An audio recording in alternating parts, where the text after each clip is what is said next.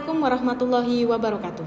Perkenalkan, saya Devi Astri Nawang Nugraini SPDMkom. Saya dosen program studi S1 Informatika Fakultas Teknik Universitas Jenderal Sudirman. Kesempatan hari ini saya akan memaparkan salah satu mata kuliah yang saya ampu pada semester genap, yaitu Logika Fazi. Sebelum dimulai, saya akan menjelaskan deskripsi mata kuliah Logika Fazi yang akan saya ampu. Mata kuliah ini merupakan mata kuliah wajib prodi pada semester 4 dengan bobot 3 SKS. Mata kuliah Logika Fazi merupakan mata kuliah pilihan mahasiswa yang mengambil bidang kajian sistem cerdas. Kuliah ini memperkenalkan konsep dasar logika Fazi, teori himpunan Fazi, Fazi Inference System, Fazi Clustering, Fazi Database, dan Fazi Linear Programming, serta Fazi Integer Transportation Problem. Materi yang akan saya paparkan pada mata kuliah ini yaitu meliputi gambaran umum logika Fazi, sejarah, kegunaan dasar-dasar logika Fazi, fungsi keanggotaan, himpunan Fazi, operasi pada himpunan Fazi, penalaran monoton, fungsi implikasi, defazifikasi, cara kerja logika Fazi, metode Tsukamoto, metode Mamdani, metode Sugeno, dan metode Tahani, serta fusi database dan penerapan logika Fazi dalam bidang teknik. Sebelumnya akan saya sampaikan capaian pembelajaran lulusan. Dari CPL tersebut menurunkan capaian pembelajaran mata kuliah atau CPMK, kemudian akan diturunkan menjadi sub CPMK. Adapun capaian pembelajaran lulusan meliputi yang pertama, CPL 4 memiliki pengetahuan yang luas pada bidang matematika, ilmu pengetahuan alam, dan rekayasa yang memungkinkan untuk memahami bidang tertentu yang terkait dengan informatika.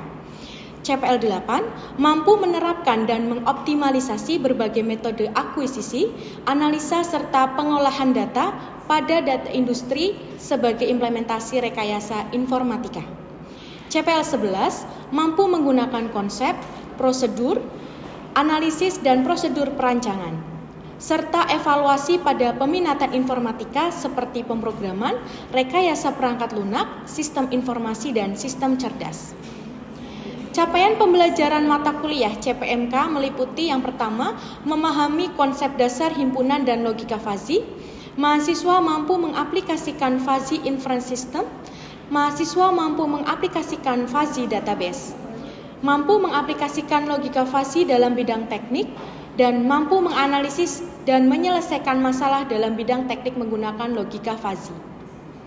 Sub CPMK meliputi yang pertama, memahami konsep dasar himpunan dan logika Fazi. Mahasiswa mampu mengaplikasikan Fazi Inference System, mampu menganalisis dan menyelesaikan masalah dalam bidang teknik menggunakan logika Fazi, serta mampu mengaplikasikan logika Fazi dalam bidang teknik. Dari sub CPMK tersebut dibagi dalam 14 pertemuan, 1 kali UTS dan 1 kali UAS. Untuk mendukung pembelajaran logika Fazi, saya menggunakan beberapa referensi, yaitu buku Kusuma Dewi, kemudian The Fazi System Handbook, kemudian Fazi System Theory and First Application, kemudian selain itu saya menggunakan artikel jurnal yang relevan dengan materi, termasuk dari jurnal penelitian saya yang sudah terbit di Jurnal Nasional Terakreditasi. Metode pembelajaran yang digunakan adalah Student Centered Learning atau SCL, yaitu mahasiswa sebagai subjek pembelajaran, sehingga akan lebih aktif, kreatif, dan inovatif.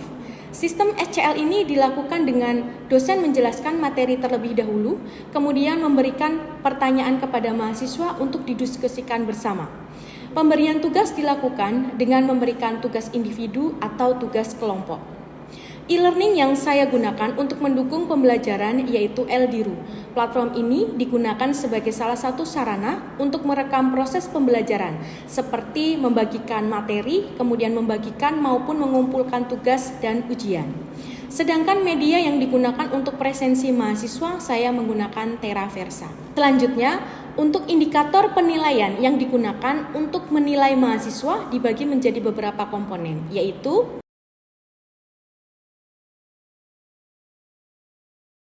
nilai akhir mahasiswa akan diunggah pada sistem akademik mahasiswa. Selanjutnya akan saya tampilkan video pembelajaran di kelas pada mata kuliah Logika Fazi.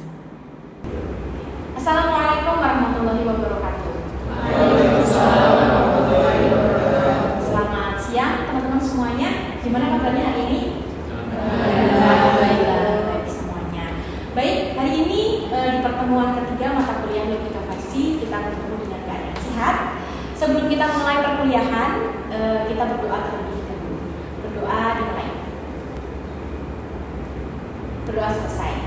Oke, sebelum dimulai juga kita melakukan presensi. Jangan lupa buka untuk teraversanya dulu.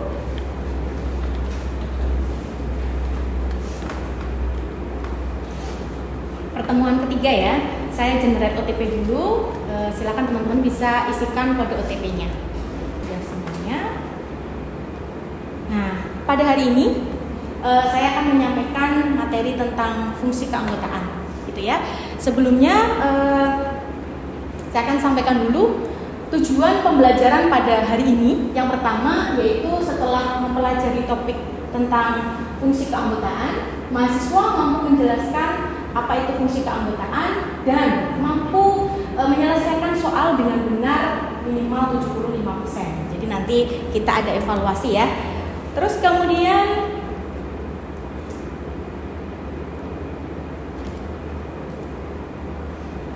kita review dulu pada pertemuan minggu lalu ya, kita sudah membahas beberapa materi. Yang pertama yaitu dasar-dasar logika fasi yang meliputi ada pengertian fasi itu apa, kemudian dasar nilai keanggotaan itu apa saja, terus kemudian atribut himpunan fasi dan variabel fasi. Ini termasuk statement ya, statement yang ada di logika fasi yang digunakan nanti ke depan apa saja. Yang pertama ada variabel, kemudian ada himpunan, terus kemudian ada semesta pembicaraan dan ada domain. Nah, ini nanti istilah-istilah ini akan kita gunakan ke materi yang akan datang sampai ke fuzzy inference system ya. Nanti semua dari variabel, himpunan itu akan kita gunakan seterusnya. Nah, terus sebelum saya mulai apa itu fungsi keanggotaan, saya akan memberikan contoh terlebih dahulu gitu ya. Di dalam kehidupan sehari-hari kita. Jadi teman-teman semuanya sudah tahu ya ini alat perangkat apa ya, AC. Mungkin teman-teman di rumah semuanya udah pakai AC gitu ya, rumahnya di rumah tangganya gitu ya sudah menggunakan perangkat ini. Nah, apa nih implementasi di dalam perangkat AC ini? Jadi kalau AC kan ada suhu dingin sama dingin gitu ya, atau bisa dibilang panas. Nah, dari himpunan dari derajat suhu itu tadi ada beberapa yang dikelompokkan jadi himpunan. Dari misalkan yang panas itu misal dari 25 sampai 30 derajat, kemudian dianggap sebagai sedang itu dari 24 derajat sampai 20 derajat misalkan. Nah, ke bawahnya itu misalkan dingin, misalkan seperti itu. Nah, implementasi di fungsi keanggotaan ini yang akan dibahas ya di pertemuan hari ini dari suhu, salah satu contohnya adalah suhu dari AC itu. Nah, masuk ke pengertian dulu. Untuk pengertian dari fungsi keanggotaan atau membership function, ini adalah suatu kurva yang menunjukkan pemetaan titik-titik input data ke dalam nilai keanggotaannya. Nah, fungsi keanggotaan ini adalah fungsi matematis yang menggambarkan tingkat keanggotaan suatu nilai pada himpunan fuzzy. Sering juga disebut dengan derajat keanggotaan yang memiliki interval antara 0 sampai 1 gitu ya. Jadi kalau kita membahas tentang nilai fuzzy itu kita membahasnya antara angka interval 0 sampai 1 seperti itu. Nah, jika pada logika klasik ini keanggotaannya hanya ada 0 atau bukan anggota dan juga 1. Itu untuk yang logika klasik. Nah, kalau kita membahasnya tentang logika fuzzy itu nilainya ada di antara. Jadi ada interval, range. Jadi dari berkisar dari angka 0 sampai angka 1. Itu nilainya ada di antara, berkisar dari angka 0 sampai angka 1. Nah, kemudian tujuan dari fungsi keanggotaan ini yang pertama adalah menangkap ketidakpastian. Karena yang namanya logika fuzzy kan kita membahas sesuatu yang tidak pasti gitu ya. Sehingga tujuannya ini adalah menangkap ketidakpastian dan ambiguitasnya, nilainya gitu ya. Mewakili konsep linguistik seperti tinggi, panas, rendah, cepat dalam bentuk numerik gitu. Terus menjadi dasar untuk proses fuzzifikasi dan inferensi fuzzy. Kemudian ada beberapa bentuk gitu ya, ada beberapa bentuk dari fungsi keanggotaan. Jadi ada kurang lebih ada 6 ya. Nanti yang kita bahas pada hari ini 3 dulu, nanti yang 3 selanjutnya ada di minggu depan. Nah, yang pertama ada kurva linier, kemudian ada kurva segitiga, ada kurva trapesium, kurva bahu, kurva S, dan kurva lonceng. Saya bahas satu persatu ya. Saya kecepatan enggak ya ini ya membahasnya materi? Atau sudah cukup ya? Aman ya? Oke, kita lanjutkan. Untuk kurva linier ini pemetaan input ke derajat keanggotaannya itu digambarkan sebagai suatu garis lurus, namanya saja linier ya. Jadi digambarkan sebagai suatu garis lurus. Ada 2 keadaan dalam himpunan fasi di kurva linier ini. Yang pertama adalah linier naik dan linier turun. Kita bahas satu-satu untuk nilai keanggotaannya. Nah, untuk linier naik itu kenaikan himpunannya itu dimulai dari nilai domain yang memiliki derajat keanggotaan 0 bergerak ke kanan menuju ke nilai domain yang memiliki derajat keanggotaan lebih tinggi. Nah, nanti di dalam kurva linier ini nanti untuk derajat keanggotaannya ini mu ya bacanya, mu atau derajat keanggotaan dari X gitu ya. Ini dibatasi nilainya ketika nilainya adalah 0, keadaan ketika X-nya adalah kurang dari sama dengan A, nilai A. Jadi ini A itu batasnya ya. Terus kemudian untuk keadaan yang kedua adalah X min A dibagi dengan B min A. Itu dimana keadaan X-nya adalah gitu ya, kurang dari batas A, kemudian kurang dari batas B. Berarti nilainya di antara batas A dan batas B. Terus kemudian nilainya adalah 1 ketika X-nya adalah lebih dari sama dengan B. Nah, bagaimana penggambaran grafiknya? Penggambaran grafiknya bisa dilihat ya teman-teman. Ini misalkan ada batas A, ini adalah batas A-nya, kemudian ini batas B. Sebentar saya pakai ini saja biar terlihat. Jadi ini batas A-nya, jadi ini batas A, kemudian ini batas B-nya. Ketika nilainya 0 adalah ketika X-nya kurang dari sama dengan A. Jadi mulai dari ini ke samping kiri itu adalah nilai keanggotaannya adalah 0. Dan jika nilainya di antara batas A dan batas B, itu berarti pakai yang kedua, X min A dibagi B min A. Ketika nilai keanggotaannya 1, ketika keadaan X-nya adalah lebih dari sama dengan B. Jadi mulai dari batas B dan seterusnya. Seperti itu. Itu untuk kurva linier yang naik. Ada contoh. Untuk kurva linier naik ini tentukan derajat keanggotaan variabel temperatur 32 derajat Celcius pada himpunan panas. Nah, kita tentukan dulu untuk mu panas gitu ya. Di mana X-nya adalah 32. Nah, rumus yang dimasukkan ketika nilainya adalah batas A-nya adalah 25 dan batas B-nya adalah 35. Yang kita masukkan adalah, berarti karena yang ditanya adalah 32, sehingga kita pakai yang rumus yang kedua tadi ya. Tadi X min A dibagi B min A, gitu ya. Berarti 32 dikurangi A-nya adalah 25, kemudian dibagi B-nya yang B-nya adalah 35. Ini ya, 35 dikurangi dengan A-nya adalah 25. 32 min 25 adalah 7 min 10.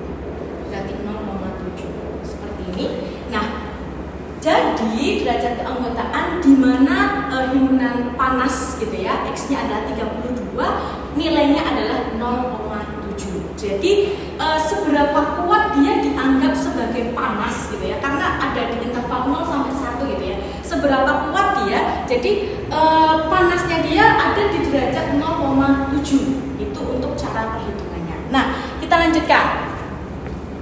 Untuk kurva linier turun. Kalau untuk kurva linier turun itu penentuannya adalah seperti ini. Dia nilainya 0 ketika X-nya adalah lebih dari sama dengan B. Kemudian ini untuk kondisi yang kedua.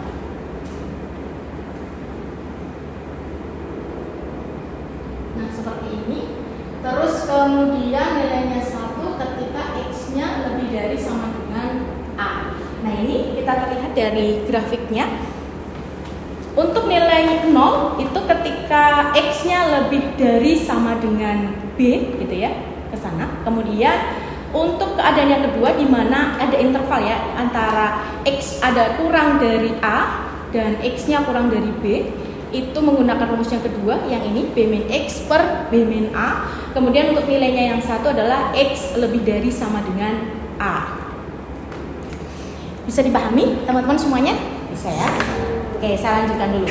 Kemudian ada kurva segitiga. Nah, untuk kurva segitiga ini pada dasarnya merupakan gabungan gitu ya antara kurva linier yang naik dan yang turun. Karena kenapa disebut segitiga gitu ya? Karena membentuk bidang segitiga. Jadi dia ada nilai naik dulu, terus dia ada di posisi puncak gitu ya. Ada nilai di posisi titik puncak, kemudian dia nilainya turun. Ketika nilainya 0 gitu ya, X kurang dari sama dengan A dan gabungan, atau gitu ya X lebih dari sama dengan C gitu. Terus kemudian untuk kondisi yang kedua, X min A dibagi B min A, ini rumusnya ketika X-nya kurang dari A dan X kurang dari B. Terus kemudian nilainya 1 ketika X-nya sama dengan nilai B-nya. Dan yang terakhir, ketika X-nya kurang dari B dan kurang dari C, pakai rumus yang terakhir yaitu C min X dibagi C min B. Nah, saya langsung ke soalnya saja ya, contoh soalnya. Ini tentukan derajat keanggotaan untuk variabel normal temperatur 23 derajat Celcius pada himpunan normal. Nah, saya hapus dulu. Nah, ini untuk nilai temperatur 23 derajat pada himpunan normal. Terus kemudian yang terakhir ada kurva trapesium. Jadi hari ini kita belajar sampai di kurva trapesium terlebih dahulu gitu ya. Nah, untuk kurva trapesium pada dasarnya ini seperti bentuk segitiga. Hanya saja ada beberapa titik yang memiliki nilai keanggotaan 1, membentuk bidang trapesium. Nah, rumusnya saya bacakan di sini ya. Ketika nilainya 0 gitu ya, itu X kurang dari sama dengan A atau X lebih dari sama dengan D gitu. Terus kemudian ketika nilainya ada di antara gitu ya, X-nya ada di antara X kurang dari A dan B kurang dari X lebih kurang dari B, maaf. Terus kemudian ini rumusnya adalah X min A dibagi B min A. Kemudian untuk nilai yang keempat, di mana keadaan X kurang dari sama dengan B, terus kemudian X kurang dari sama dengan C adalah nilainya 1 gitu ya. Terus kemudian kalau X-nya kurang dari C dan X kurang dari D, rumusnya adalah D min X dibagi D min C. Pertemuan hari ini kita membahas 3 kurva terlebih dahulu gitu ya. Ada pertanyaan? Silakan, ada yang mau bertanya? Oh, ada yang mau bertanya. Silakan Mbak, sebutkan nama, kemudian sebutkan pertanyaannya. Silakan. Baik, perkenalkan Ibu, saya Aski. Untuk pertanyaan saya ini, tadi kan untuk fungsi keanggotaan fazi ini nilainya ada di antara 0 dan 1. Ya, itu tuh mengapa sih nilainya itu di antara kedua nilai tersebut? Oh, kenapa nilai di dalam fazi intervalnya dari 0 sampai 1? Iya. Oke. Jadi begini, karena sebenarnya ada himpunan yang logika klasik gitu ya. Nah, ini kenapa sih kok ada logika fazi? Logika fazi itu untuk menangani gitu ya kasus-kasus yang tidak pasti, ada ambiguitas. Misalkan saya bilang saya panas, belum tentu orang lain bilang itu panas gitu. Nah, untuk mengatasi hal-hal tersebut yang ambigu, ada rentangnya gitu ya. Panas itu ada rentangnya nih. Menurut saya panas itu 30 itu sudah panas, tapi untuk menurut orang lain belum tentu gitu. Nah, makanya kan ada rentangnya. Nah, rentang itu untuk mengatasi hal tersebut kita menggunakan dari logika fazi.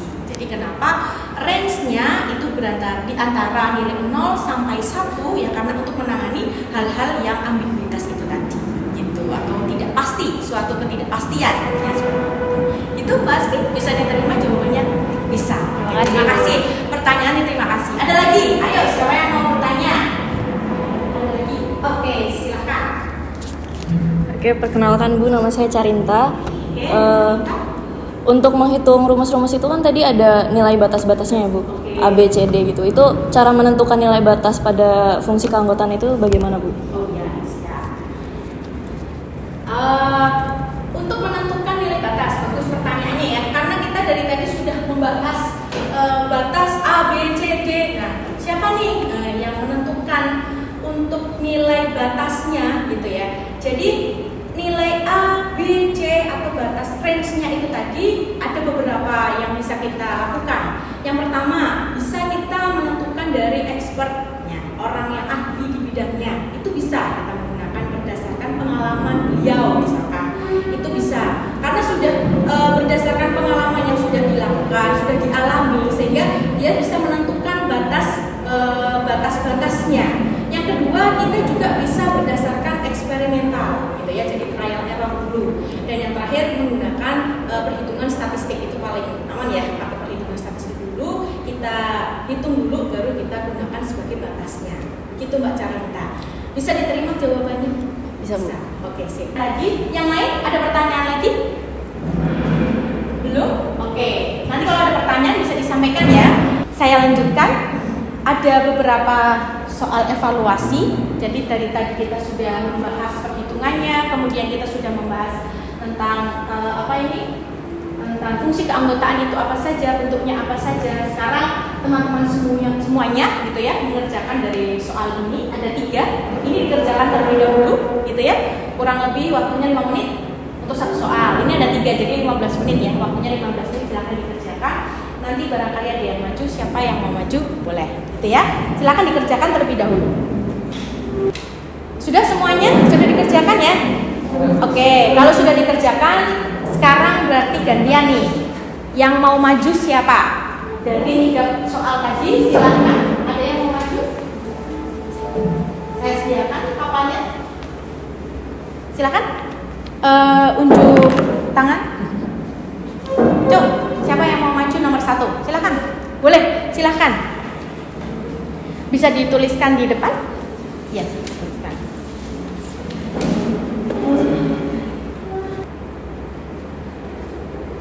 Baik, tadi Mbak Una ya sudah menjawab pertanyaan yang nomor 1 gitu ya. Tadi ditanyakan bahwa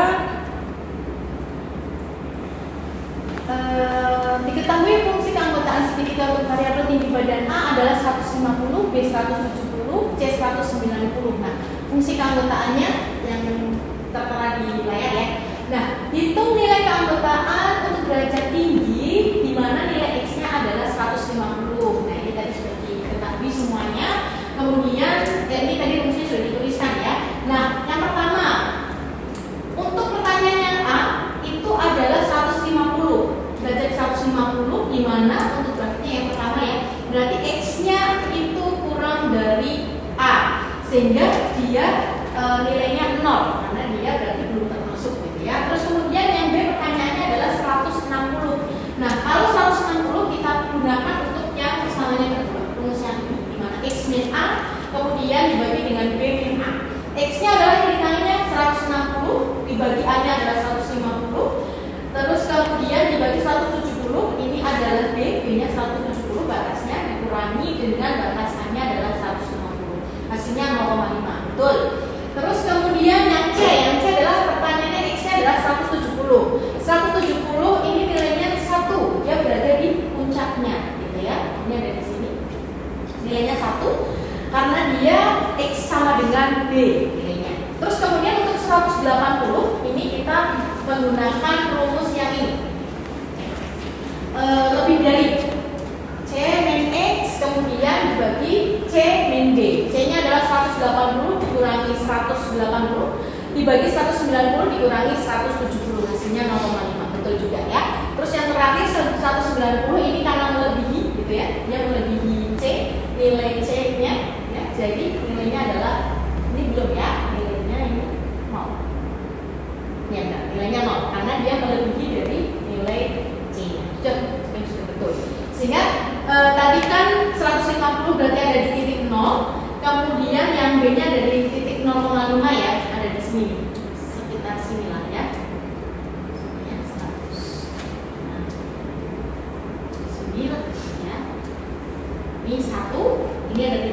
paling tingginya sehingga dia membentuk seperti garis seperti bentuk segitiga.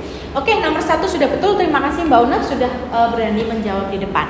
Nomor 2, siapa yang mau menjawab? Dijelaskan saja dari tempat duduknya. Siapa? Oke, silahkan, boleh. Baik, perkenalkan nama saya Halim. Jadi untuk jawaban nomor 2, perbedaannya jika pada fungsi keanggotaan segitiga itu membentuk segitiga, lalu ada titik awal, titik puncak, dan titik akhirnya. Lalu untuk bentuk kurva ada titik naik dari 0 ke 1 dan turun dari 1 ke 0. Lalu mempunyai satu nilai puncak, dan untuk fungsi keanggotaan segitiga itu digunakan saat data memiliki transisi linear dan sederhana. Sedangkan untuk fungsi keanggotaan trapesium itu mempunyai 4 titik dan dia ada dari 0 ke 1 datar lalu turun dari 1 ke 0 dan digunakan jika suatu nilai dianggap sepenuhnya mu sama dengan 1 dalam rentang tertentu. Lalu untuk fungsi keanggotaan trapesium itu lebih fleksibel dibanding segitiga, begitu Bu. Ya, oke, bagus ya teman-teman yang lain jawabannya seperti itu ya. Jadi tadi kalau bentuknya dari bentuk dulu ya, dari bentuknya memang pastinya segitiga dan trapesium. Nah perbedaannya nilai ininya ya. Jadi kalau segitiga berarti dimulai dari 0 sampai ke puncak 1 dulu terus kemudian baru turun. Kalau trapesium bedanya ada posisi dia datar dulu dari 0 ke 1 kemudian satunya datar dulu baru 1 ke 0. Itu perbedaan dari segitiga dan trapesium. Seperti itu tadi jawabannya dari Mbak siapa? Halim. Halim ya. Oke, terima kasih. Oh ya saya lupa tadi yang sudah maju kita belum kasih applause dulu, kita kasih applause dulu. Baik, karena tadi sudah dijelaskan ya ada pertanyaan, kemudian teman-teman sudah dijawab semua. Sebelum kita akhiri perkuliahan pada siang hari ini, kita simpulkan terlebih dahulu apa yang sudah kita pelajari. Yang pertama, kita tadi sudah membahas tentang pengertiannya dulu ya, pengertian dari fungsi keanggotaan itu seperti apa.